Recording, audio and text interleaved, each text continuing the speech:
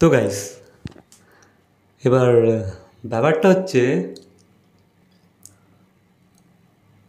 তো কাজলের মেয়ে, ঠিক আছে, ন্যাসা দেবগন, চেনো তো নাকি? নাকি চিনিয়ে দিতে হবে? আই হোপ তোমরা ন্যাসা দেবগনকে চেনো, ঠিক আছে। কারণ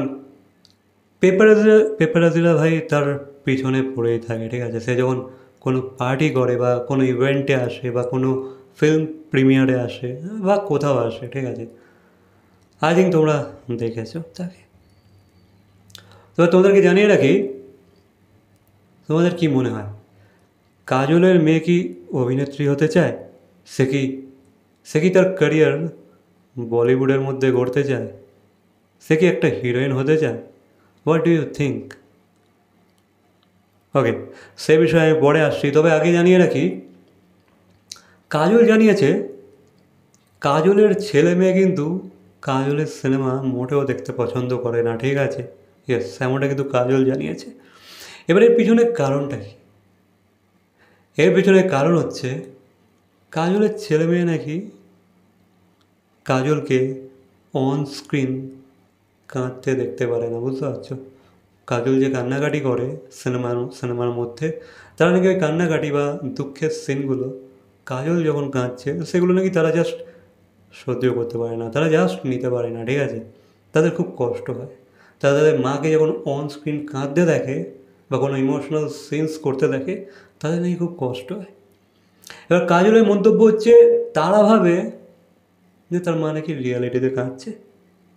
তারা এটা বুঝতেই পারে না যে এটা নাকি সে অ্যাক্টিং করছে, ঠিক আছে। এবার আমি জানি না ভাই, এটা কী ধরনের তার স্টেটমেন্ট।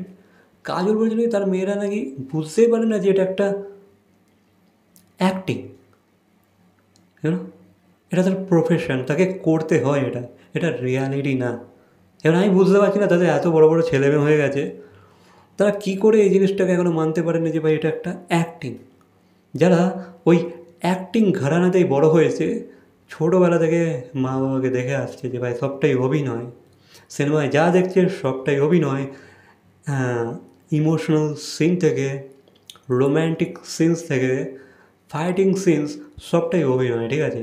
সবটার পিছনে কোরিওগ্রাফি বা প্র্যাকটিস আছে বা রিহার্সাল আছে। তো তারা কেন বুঝতে পারে না? তারা তো এত বড় বড় হয়ে গেছে, তাই না? কাজলের ছেলে মেয়ে তো আর ছোটো না, মেয়ে তো অনেক বড়, আর ছেলেও বেশ বড় হয়ে গেছে। তো তারা এখনও রিয়ালিটি আর রিয়েল লাইফের মধ্যে পার্থক্য বুঝতে পারে না। আই ডোন্ট নো, ঠিক আছে। তবে কাজলের বক্তব্য হচ্ছে, তার ছেলে মেয়ে নাকি ভাবে ওটা সত্যি করে তার মা নাকি কাঁদছে, বুঝতে পারছো? সেই কারণে নাকি কাজলের সিনেমা তারা দেখতে পছন্দ করে না। খুবই বোকা বোকা লাগলো, তাই না? আমার তো খুব বোকা বোকা লেগেছে। বাকি এটাই নাকি কাজল বলেছে, ঠিক আছে। এবার তোমাদেরকে জানিয়ে রাখি, কাজলের মেয়ে কি সিনেমায় আসবে? কারণ দেখো, সে কিন্তু মিডিয়াতে, এন্টারটেনিং মিডিয়াতে, এন্টারটেনমেন্ট মিডিয়াতে কিন্তু সে মোটামুটি ভালোই পরিচিত, ঠিক আছে। তাই কিন্তু অনেক সবাই চিনে গেছে যে ভাই নেহাসা দেবগান কাজলের মেয়ে, বা ইউক, আই থিঙ্ক ইউক কাজলের ছেলে, ঠিক আছে। আই থিঙ্ক এটা অনেকেই জেনে গেছে, বুঝতে পারছো।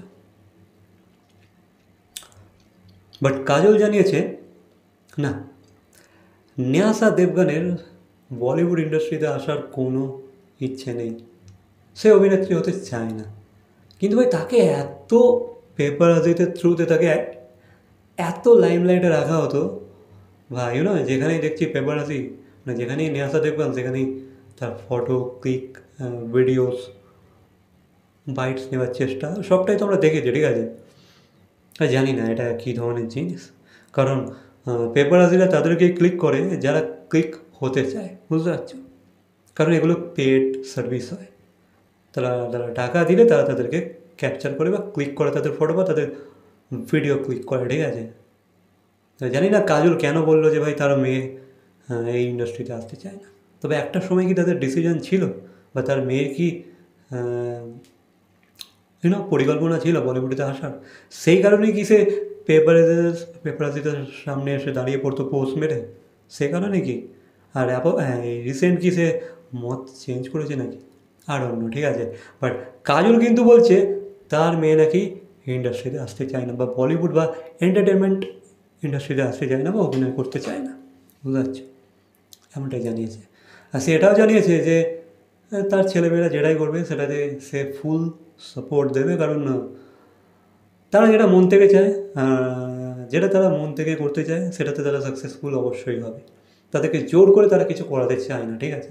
তারা যেটা যেটা করতে চায় তারা সেটাতেই তাদেরকে 100% সাপোর্ট দেবে, এমনটাই তার দাবি।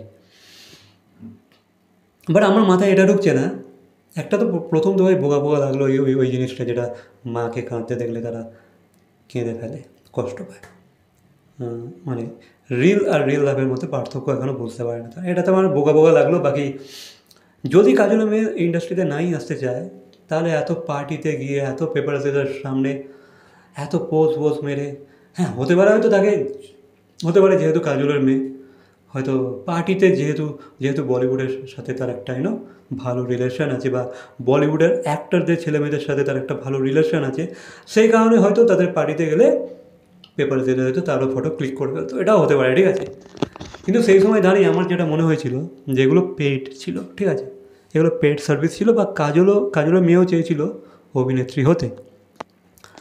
কারণ যেভাবে সে নিজের ট্রান্সফরমেশন করেছে, botox treatment and all, lip filler and অনেক কিছু করেছে, ঠিক আছে। হ্যাঁ, কালার স্কিন কালার সবই তো চেঞ্জ করিয়েছে, প্লাস্টিক সার্জারি থেকে শুরু করে সবই করিয়েছে ট্রিটমেন্ট। তো আমি ভেবেছিলাম হয়তো সে বলিউডে আসবে, ঠিক আছে, কারণ এত বিউটি স্ট্যান্ডার্ডস নিয়ে যখন সে এতটা চিন্তিত, বা নিজের এতটা এত এইভাবে এই লেভেলে গিয়ে এই কম বয়সে ট্রান্সফরমেশন করিয়েছে, আমি ভেবেছিলাম হয়তো সে বলিউডে আসবে। আর কাজল তো জানিয়ে দিয়েছে সে নাকি অভিনেত্রী হতে চায় না, আর তার তার ওই জিনিসে অতটা ইন্টারেস্ট নেই, যাচ্ছে।